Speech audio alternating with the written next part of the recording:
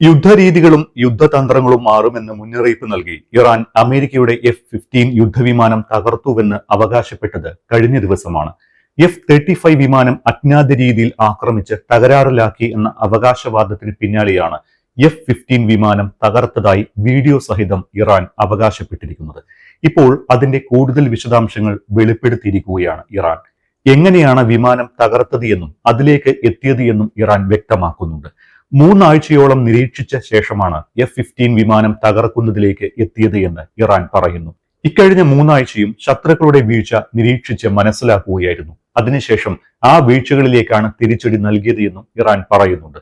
ഇതുവഴി ഇനി യുദ്ധരീതികൾ മാറുമെന്ന മുന്നറിയിപ്പ് കൂടിയാണ് ഇറാൻ നൽകുന്നത്. അതിന് ബലമായി ഇറാൻ ചൂണ്ടിക്കാട്ടുന്നത് 2 സംഭവങ്ങളാണ്. ഒന്ന്, F-35 വിമാനം ആക്രമിച്ച് തകരാറിലാക്കിയത്. മറ്റൊന്ന്, ഇസ്രയേലിന്റെ ആണവ ഗവേഷണ കേന്ദ്രം ആക്രമിച്ചതും.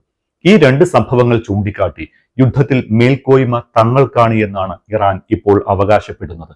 അതേസമയം ആൾനാശത്തിന്റെയും അടിസ്ഥാന സൗകര്യനാശത്തിന്റെയും കാര്യത്തിൽ ഇറാനിലാണ് ഏറ്റവും അധികം നാശം സംഭവിച്ചിട്ടുള്ളത്. ഇറാന്റെ പരമോന്നത നേതാക്കൾ അടക്കം കൊല്ലപ്പെട്ട യുദ്ധമാണ് ഇത് എന്ന വസ്തുതയും കാണാതെ പോകരുത്. പക്ഷേ സുപ്രീം ലീഡറുടെ ജീവൻ എടുത്തിട്ട് പോലും ഇറാനെ തളർത്താനായില്ല എന്നിടത്താണ് US-ന്റെയും ഇസ്രയേലിന്റെയും പരാജയവും കണക്കുകൂട്ടലുകളും പിഴച്ചതും. കഴിഞ്ഞ ദിവസം ഇറാന്റെ ഇന്ധന ഊർജ അടിസ്ഥാന സൗകര്യങ്ങൾക്കെതിരെ ആക്രമണം നടത്തുമെന്ന് ഡൊണാൾഡ് ട്രംപ് ഇറാനെതിരെ ഭീഷണി മുഴക്കിയിരുന്നു.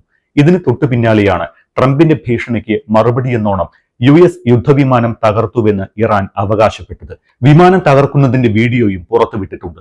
കരയിൽ നിന്ന് ആകാശത്തേക്ക് തൊടുക്കാവുന്ന മിസൈൽ ഉപയോഗിച്ചായിരുന്നു ഇറാൻ F-15 വിമാനത്തെ ആക്രമിച്ചത്.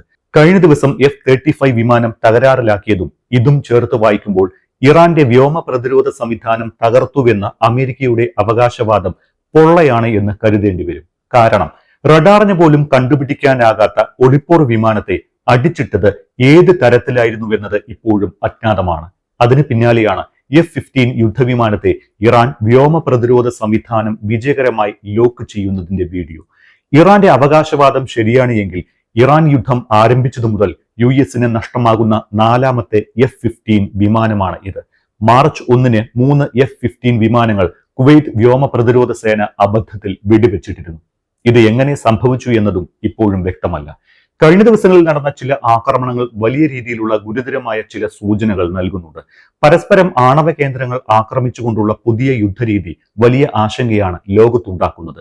ശനിയാഴ്ച രാവിലെ ഇറാനിലെ നദാൻസ് യുറേനിയം സമ്പുഷ്ടീകരണ കേന്ദ്രത്തിന് നേരെ ഇസ്രയേൽ ആക്രമണമുണ്ടായിരുന്നു. ഇതിന് പകരമായി ഇറാൻ ഇസ്രയേലിലെ ഷിമോൺ പെരസ് നെഗേവ് എന്ന ഇസ്രയേൽ ആണവ ഗവേഷണ കേന്ദ്രത്തെ ലക്ഷ്യമിട്ടാണ് ആക്രമണം നടത്തിയത്. ഇറാന്റെ ഇന്ധന ഊർജ അടിസ്ഥാന സൗകര്യങ്ങൾക്കെതിരെ ആക്രമണം നടത്തുമെന്ന് ഡൊണാൾഡ് ട്രംപ് ഭീഷണി മുഴക്കിയിരുന്നു. തങ്ങളുടെ ഊർജ സംവിധാനങ്ങളെ ആക്രമിച്ചാൽ പശ്ചിമേഷ്യൻ മേഖല ആകെ ഇരുട്ടിലാക്കുമെന്ന് ഇറാനും ട്രംപിന് മറുപടി നൽകി. പവർ പ്ലാന്റുകളുടെ മാപ്പ് സഹിതമാണ് ഇറാനിയൻ മാധ്യമങ്ങൾ വെല്ലുവിളികൾ ഏറ്റുപിടിക്കുന്നത് എന്നതാണ് ഗുരുതരാവസ്ഥ വർദ്ധിപ്പിക്കുന്നത്.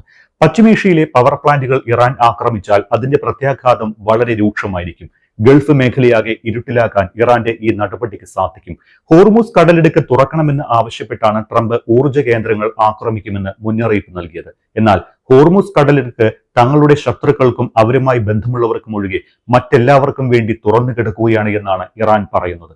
പക്ഷേ ഈ നിലപാടിന്റെ പശ്ചാത്തലത്തിൽ പോലും ഇറാന്റെ ആക്രമണ ഭീഷണി മൂലം ഹോർമുസ് വഴിയുള്ള കപ്പൽ ഗതാഗതം പകുതിയിലധികം കുറഞ്ഞതായാണ് കണക്ക്.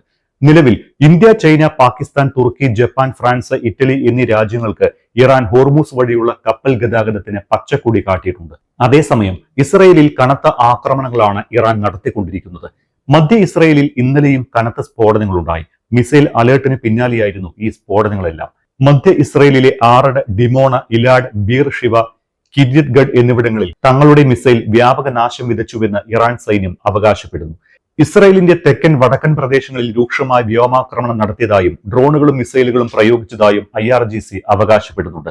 ഇറാന്റെ മിസൈൽ ശേഖരത്തിലെ അപകടകാരികളായ ഫത്ത, ഖത്ർ, ഇമാദ് മിസൈലുകളാണ് ഇസ്രയേലിലേക്ക് തൊടുത്തുവിട്ടത് എന്നാണ് ഇറാൻ അവകാശപ്പെടുന്നത്.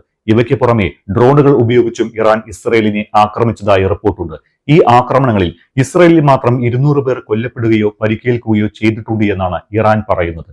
ഈ മിസൈൽ ആക്രമണങ്ങളും ഇതിനു പുറമെ ഡിമോണിയയിലെ ആണവ റിയാക്ടറിന് സമീപം നടത്തിയ ആക്രമണവും ചൂണ്ടിക്കാട്ടി യുദ്ധസമവാക്യങ്ങൾ മാറുകയാണ് എന്ന് ഇറാൻ അവകാശപ്പെടുന്നു. ഈ നാശനഷ്ടങ്ങളുടെയെല്ലാം കണക്ക് ഇസ്രയേൽ മറച്ചുവെക്കുകയാണ് എന്നാണ് ഇറാൻ ആരോപിക്കുന്നത്. സ്വന്തം ആകാശത്തിന് മേൽ പോലും ഇസ്രായേൽ സൈന്യത്തിന് നിലവിൽ ആധിപത്യം നഷ്ടമായിരിക്കുകയാണ് എന്നാണ് ഈ ആക്രമണങ്ങളെല്ലാം ചൂണ്ടിക്കാട്ടി ഇറാൻ ആരോപിക്കുന്നത്. ഡിമോണിയിലെ ആണവ റിയാക്ടറിന് സമീപം ഇറാൻ നടത്തിയ മിസൈൽ ആക്രമണത്തിൽ 50-ലേറെ പേർക്ക് പരിക്കേറ്റതായി സൂചനയുണ്ട്. ബുദ്ധിമുട്ടേറിയ സായാഹ്നമാണ് കടന്നുപോയത് എന്ന് ഇസ്രായേൽ പ്രധാനമന്ത്രി ബെഞ്ചമിൻ നെതന്യാഹു പറഞ്ഞിരുന്നു.